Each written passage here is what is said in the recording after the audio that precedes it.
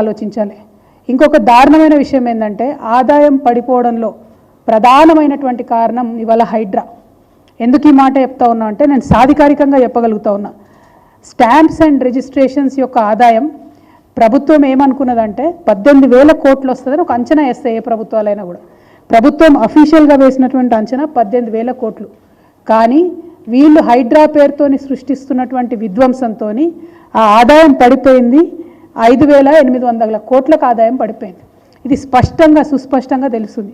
అయినా కూడా అరాచక మాపకుండా నిన్న మొన్న కూడా మలక్పేటలో పోయి మళ్ళీ ఇండ్లు ఊలగొట్టిండ్రు. హైదరాబాద్ యొక్క బ్రాండ్ ఇమేజ్ని సర్వనాశనం చేసేటటువంటి ప్రయత్నం చేస్తుంది కాంగ్రెస్ సర్కార్ తప్పితే పెంచేటటువంటి ప్రయత్నం చేస్తలేదు. కాగులో ఉన్నటువంటి వాస్తవాలు ఇవి. నా స్టోరీస్ కాదు, నా కథలు కాదు. కంప్లీట్గా ఆదాయం పడిపోయినటువంటి పరిస్థితి ఉన్నది స్టాంప్స్ అండ్ రిజిస్ట్రేషన్.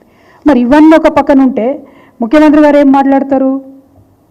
ఏం మాట్లాడింది అసలు? ప్రధానమంత్రి గారిని కలిసి కొత్త విషయం ఏమైనా చెప్పిరా? కొత్త ప్రాజెక్ట్ ఏదైనా డబ్బులు ఇవ్వమని అడిగినరా? మొన్న పోయినప్పుడు ఏవైతే ఇచ్చిండ్రో మళ్ళీ అవే రిప్రజెంటేషన్స్ నిన్న కూడా ఇచ్చిండ్రు.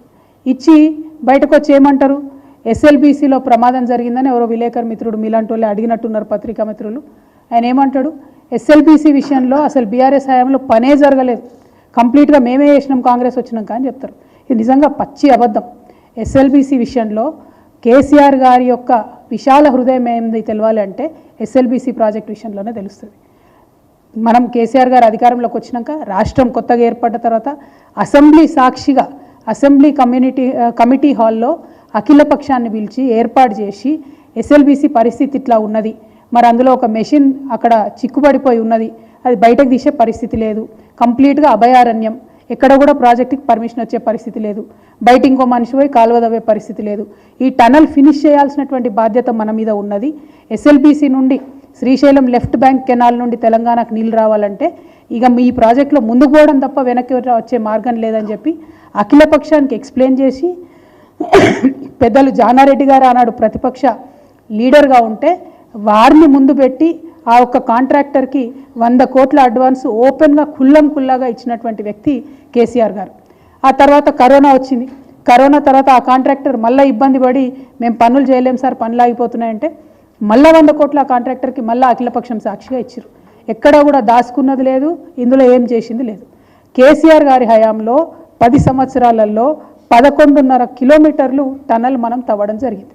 మరి ఇంత పెద్ద ఎత్తున టనల్ తవ్వితే మొత్తం ఉమ్మడి మీరు టీడీపీ కాంగ్రెస్ ఇద్దరు కూడా కలిసి 30 ఏళ్లలో ఈ ప్రాజెక్ట్ మీద పెట్టిన ఖర్చు ఎంతయా అంటే 3,340 కోట్ల రూపాయలు. కానీ కేవలం కేసీఆర్ గారు 10 సంవత్సరాల్లో ఈ ఎస్ఎల్బీసీ ప్రాజెక్ట్ మీద పెట్టినటువంటి ఖర్చు 3,890, అంటే దాదాపుగా 3,900 కోట్లు ఖర్చు పెట్టారు. మరి ఇంత ఖర్చు పెట్టి 11.5 కిలోమీటర్లు టనల్ దవ్వి అఖిలపక్షం అందరినీ కూడా కాన్ఫిడెన్స్లోకి తీసుకొని ఏవైతే నీళ్లు రానటువంటి ప్రాంతం నల్గొండ మహబూబ్నగర్ జిల్లాలకు నీళ్లు రావాలని చెప్పి కేసీఆర్ గారు ప్రయత్నం చేసిండ్రో ఇవాళ దాన్ని మొత్తం కూడా డిస్కౌంట్ చేసి అసలు పనే చేయలేదు మీ ప్రభుత్వంలో అని చెప్పి అబద్ధాలు ఆడుతున్నటువంటి సర్కార్, రేవంత్ రెడ్డి గారి సర్కారు. ఇక్కడ డిజాస్టర్ అయితే మీ సొంత ఊర్లో, మీ సొంత జిల్లాలో, మీ ఊరు పక్కనే కదా ఈ సైటు, ప్రాజెక్ట్ సైటు, ముఖ్యమంత్రి గారి సొంత ఊరు పక్కనే ప్రాజెక్ట్ సైటు. అక్కడ డిజాస్టర్ అయితే ఈయన ఢిల్లీకి పోయిండు. 8 మంది ప్రాణాలు చిక్కుబడి ఉంటే ఎన్నికల ప్రచారానికి పోయిండు. ఏం ముఖ్యమంత్రి గారండి?